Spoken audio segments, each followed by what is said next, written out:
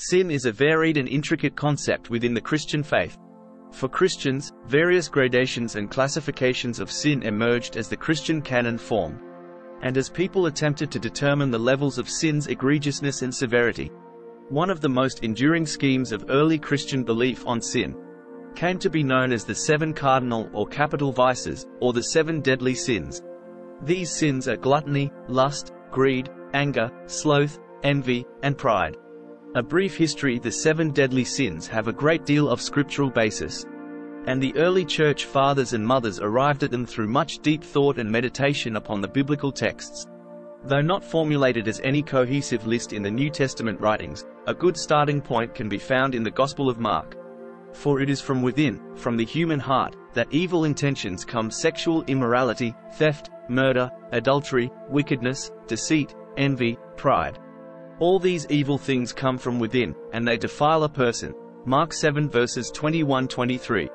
The 7 deadly sins, a frequent theme in the understanding of sin, has to do with excess. Based upon the works of Aristotle and his ethical concept of the golden mean.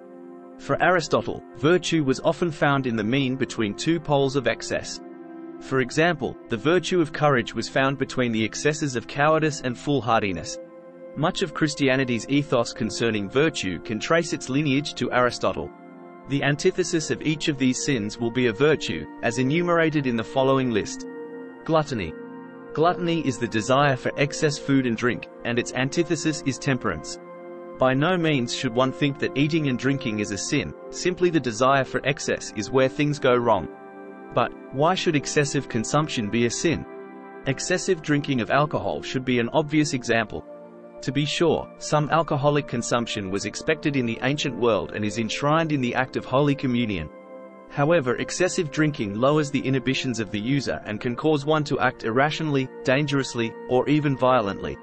Such behavior leaves one out of control and can even endanger one's spiritual life. Self-control. Excessive eating might be difficult to pass at first, but consider the reality of our world. There are people in this world who go hungry all the time, and eating excessive amounts of food can leave one in a position where some might have too much and one's neighbor may not have enough. Though nowadays we have an excess of food available in many places, some are not so lucky and live in conditions where food is scarce. Consuming excessive food can also be hazardous to one's health, and can damage the body that God has given to us. Gluttony's antithesis is the virtue of self-control, to honor not only the temple of one's body, 1 Corinthians chapter 6 verse 12, 19, but also one's resources and gifts. Wastefulness is a terrible thing to indulge in, particularly when there is so much want in the world. Self-control avoids the effects of gluttony. Lust is the one upon which most ink has been spilled, and the most sermons have been written, yet it is only the second lowest in severity. Nevertheless, it is worth examining the danger that lust, a desire for excessive sexual pleasure, can pose. Lust is considered a disordered desire. God created us for one another. Sharing in sexual pleasure is perhaps the most intimate and beautiful act one can share with their partner, and is necessary for procreation. However, problems arise when one seeks out sexual pleasure above all else. It can destroy relationships and can result in unwanted pregnancy as well as serious illness. Indulging in lust is akin to lighting one's soul on fire uncontrollably. Passion and sensual pleasure may last for a short time, but overall may leave one unfulfilled, hollow, and ashamed. Chastity. Lust's antithesis is chastity, abstinence from indulgence in sexual immorality. Chastity as a practice can range from abstaining from premarital or extramarital sex to complete abstinence in celibacy. What is most important regarding chastity is maintaining a measure of mutual respect in relationships. To violate the clear boundaries of one's relationships with each other is to do serious damage to one another. Our human relationships are a reflection of our relationship with God, and maintaining the covenants of trust is crucial to our earthly and heavenly relationships. Christians are expected to maintain a clear head concerning their sexual practices and to refrain from excessive indulgence in sexual activity. Greed. Greed, or avarice, is the voice of desiring excessive amounts of material wealth. From avarice there spring treachery, fraud, deceit, restlessness, violence, and harnesses of heart against compassion. It is probably one of the most dangerous sins in this world, as it is the most rewarded in our society. Though money in and of itself is not sinful, what is sinful is the love of and desire for ever more wealth. 1 Timothy chapter 3 verse 3, 8 and 6 verse 10, which can have disastrous effects on our fellow human beings, let alone our planet. Jesus himself made his position clear on the subject of wealth. Truly I tell you, it will be hard for a rich person to enter the kingdom of heaven. Again I tell you, it is easier for a camel to go through the eye of a needle than for someone who is rich to enter the kingdom of God. Matthew chapter 19 verses 23-24. Despite what you might have heard in sermon illustrations, Jesus was not referencing a gate in Jerusalem, nor giving a geographical example as a point of reference. No, Jesus was quite serious and plain in his meaning. Greed for wealth and its acquisition is dangerous for one's soul. Luke chapter 12 verses 13-21. To hoard resources when one does not need them is tantamount to depriving others of basic necessities. Consider the rich man's eternal destiny, in Jesus' parable, Luke chapter 16 verses 19-31, in torment for having hoarded his wealth rather than share it with the poor at his doorstep. Generosity. Greed's antithesis is the virtue of generosity. More than simply giving loose pocket change, the spirit of generosity inspires us to go out of our way to give to others, and to be extravagant in our giving. This spirit of generosity extends to our neighbors, even to strangers, because God's generosity knows no bounds, and neither should ours. In the words of John Wesley's famous maxim, make all you can, save all you can, and give all you can. Wrath.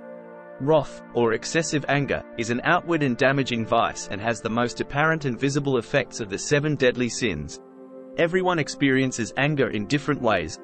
Anger itself is a value-neutral emotion, it simply is, and it is completely healthy to feel anger on occasion. Life will always throw curveballs, and sometimes the correct response is anger. However, though anger expressed in healthy ways can be good, wrath is another matter entirely. Ephesians chapter 4 verse 26, 31 and 6 verse 4. Wrath is when anger goes too far. Wrath is when anger leads to violence, lashing out at another in the heat of the moment when all self-control is lost.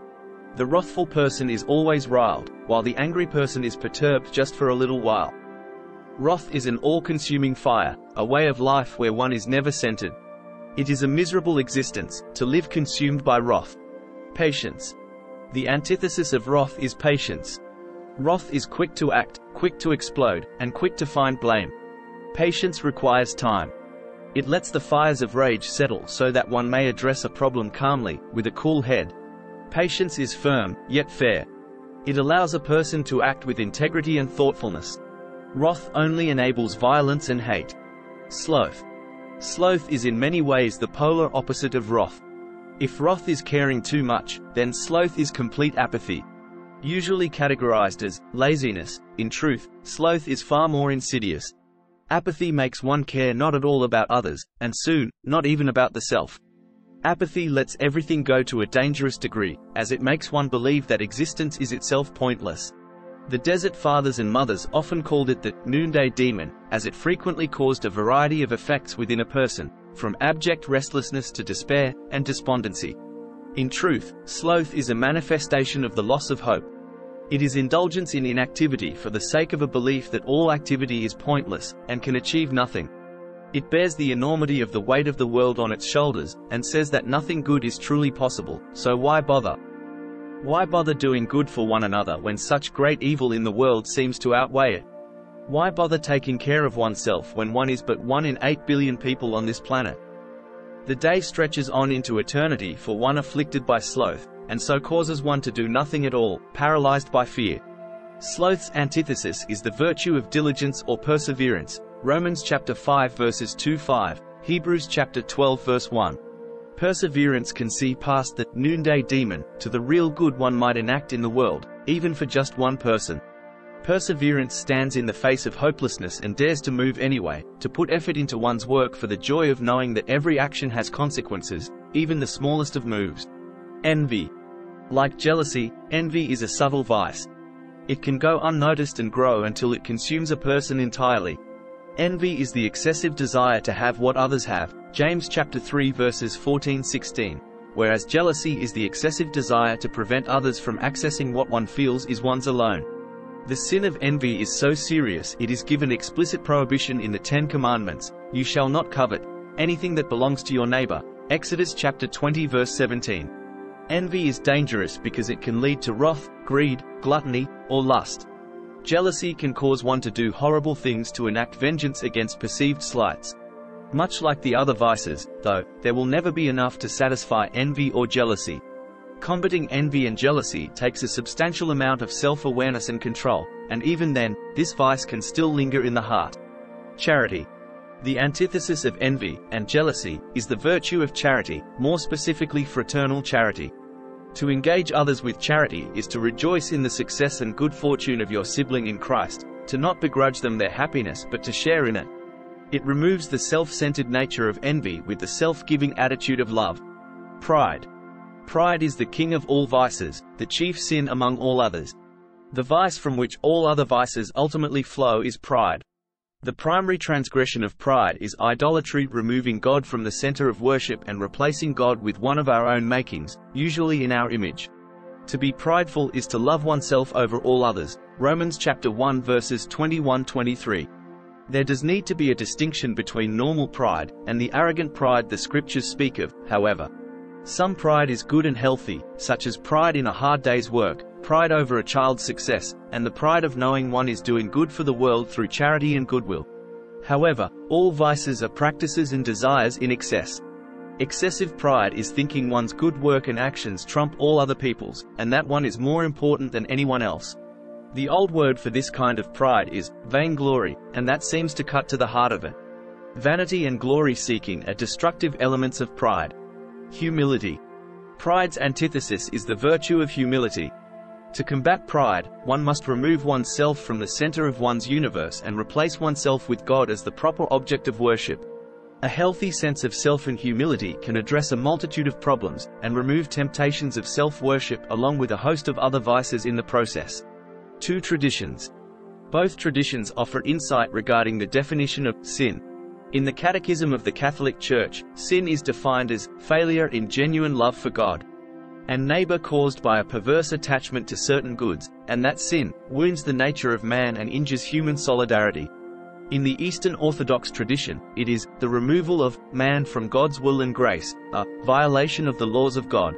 For our purposes here, we shall go from least to greatest, as handed down from these traditions. Conclusion.